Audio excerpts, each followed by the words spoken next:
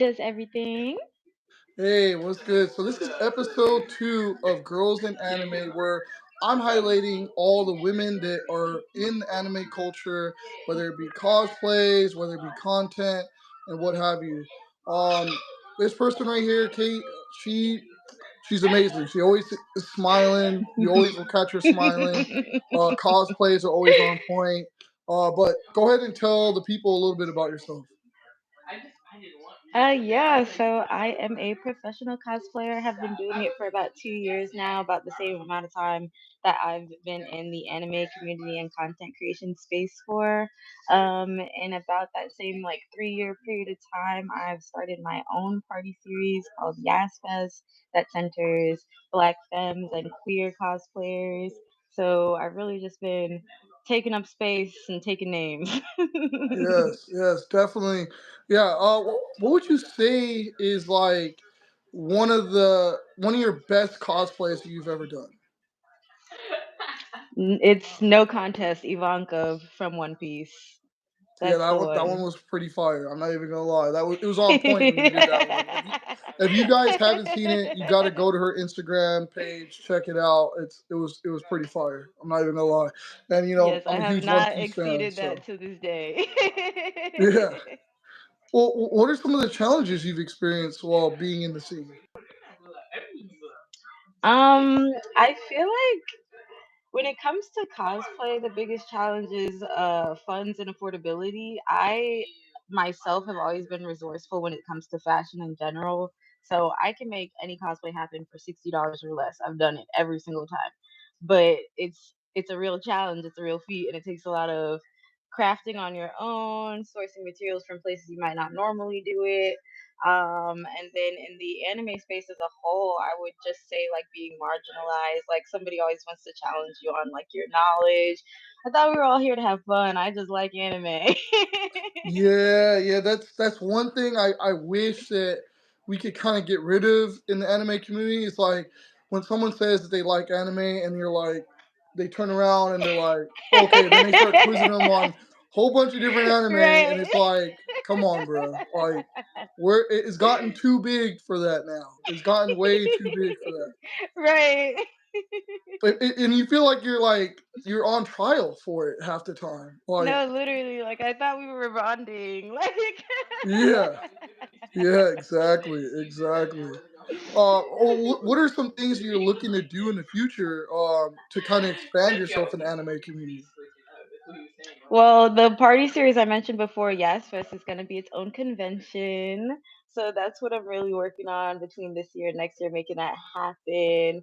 But in general, I just want to keep making more appearances. This year I went to MomoCon. I was invited as guest to C2E2. I want to go to TwitchCon really bad. And probably Anime Expo LA is one that I see in my sights too. Nice, nice. Yeah, Anime Expo LA is a pretty big one.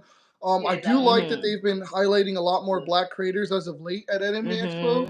Mhm. One of the cool things I got to do a couple years ago, they invited me as like a game streamer there. So Wow. yeah, it was like a bunch of Black gamers, and we had like our own little space. It was pretty cool. So I do like that they're kind of expanding that feature out for us. So, but like, give us some more details on the con that you're gonna do. So, because it sounds interesting.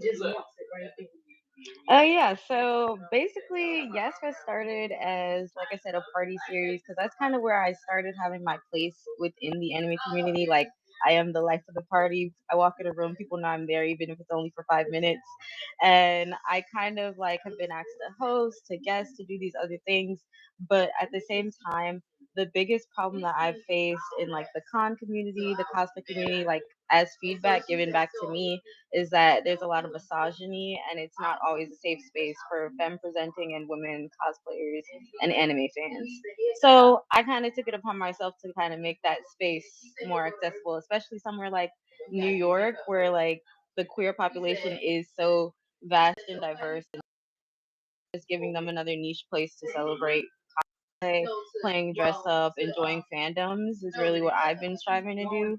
So as a convention, I really just want to bring everybody I possibly can into it who's like pioneered whatever niche they're a part of. Like there's body painters, there's like within cosplays, there's so many different ways that people are able to bring to life their cosplays. And I want to celebrate those wig makers, those prop builders, like everybody in between. That sounds amazing. That sounds amazing. And you're right. There is a lot of misogyny in the anime space. The on the first episode, Kiki touched on it a little bit. About it, and yeah, it's tough because as a kid growing up watching anime, I do know this that I didn't hear about any women watching anime. Like I remember Mhm. going to school, and if you were a boy telling a girl that you watched anime, you were like undateable at one point, right? So like it was something that I feel like a lot of men they kept to themselves so much that when women started to get into the anime space and kind of I wouldn't say dominate it because I would say that they're in the space because but I still say that the top people in the space happen to be male and but there's a lot of women that are up there on that top level in my opinion. And so I think what happened is you have a lot of men that like, oh well, they shouldn't be in this space because we've been in this space for 20 years, which doesn't make Right. any sense. It never Right. made any sense for that. But I know. Hold on. I was getting a call. I think it stopped my feed.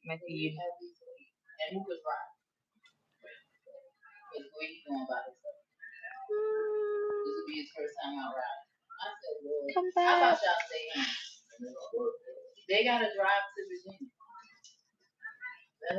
I can hear you, but I just don't see you.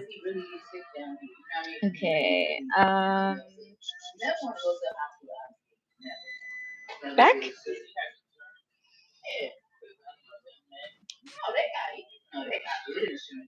Are we back? Not yet.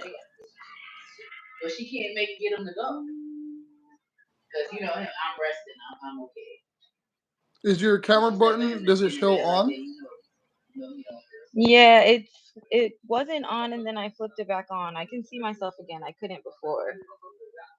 Yeah, I can't see you at all. Let's see. I don't know why I can't see you. It's completely black.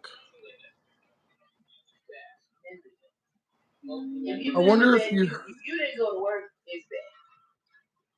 Let's see. I turn off mine. Turn it back on. Hit the camera button on and off again, Mhm. and see if that does anything. Just did. Okay. Dang. I think you Nothing. might have to exit out the live and then rejoin. Okay.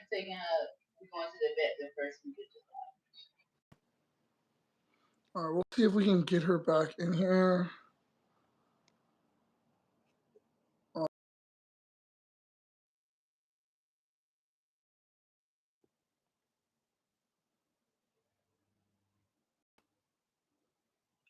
oh, there we go. Back at it. Back. So yeah, like I was saying, yeah, I feel like that a lot of those men that started when they were super young, they feel like territorial to the space, which they Mhm. shouldn't because the whole reason why that this space is so big and it's so accessible is if it gets bigger, right? The bigger anime gets, the better Exactly. it's gonna get. And so Exactly.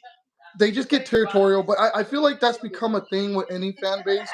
Like being a Mhm. black person who likes Star Wars, it's like the worst Right. freaking fan base to be a part of, So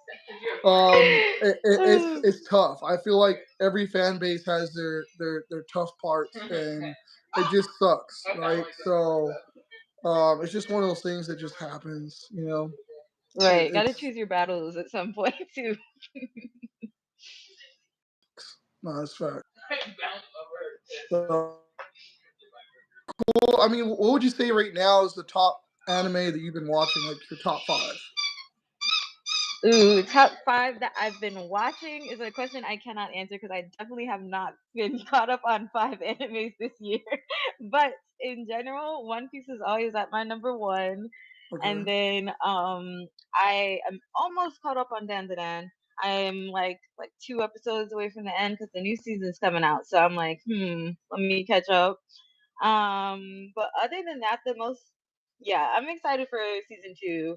The other most recent anime I probably watched is like A Sign of Affection. That was my first romance anime.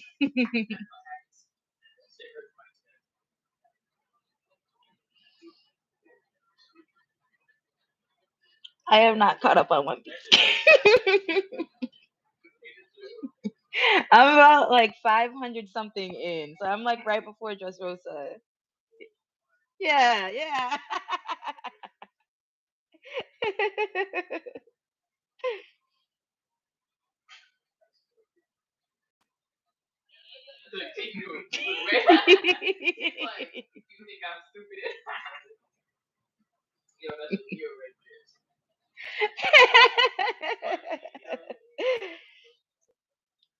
I'll watch it, and I put my Mhm. foot down, watched it. I was like, wait, you're telling me back in the 90s they had an anime where there was gay characters, trans characters, black characters, and this was in the Yes. 90s, right? Yes. And the That anime. Like I capitalistic will never save a heard like even marginalized group from of like people every time he can. but and then you realize that not only was it like black characters, like Luffy is Brazilian. And we never Right. like I mean, it doesn't translate well in cartoons, right? Because you don't know, right? But then when he created the list and showed everyone's ethnicity, you're like, wait, he hit every ethnicity in the world. So Yes. it's a very it's one of those animes that I tell people like you should watch no matter what, just because it's very inclusive, right? Yes. It's for everybody. There's something in there for everybody, Yes, right? literally. So it's one of the greatest animes in my opinion, just because it hits every note. Like it hits every Yes, single I note. agree 100%. Yeah, yeah, it's fire for sure. Well, tell the people where they can find you at. I'm on Instagram, Twitch, YouTube, Blue Sky. Kate does everything on every platform. CAIT does everything. Right, and be on the lookout for her con that's going to be launching. Like she's already been doing the party series, but it's going to be turning into a convention. So let's keep on the lookout for that. We'll definitely be Yes. excited to attend that for sure. But yeah, this was amazing. Another episode of Women in Anime, and Kate was here, and she brought the wonderful smile that she always has. So yeah, go ahead and follow her on all of her socials. She already said that in there, and be on the lookout because we're gonna be clipping this up. But yeah, this is great. All right, Awesome. Thank you so much for having me. anytime. Peace.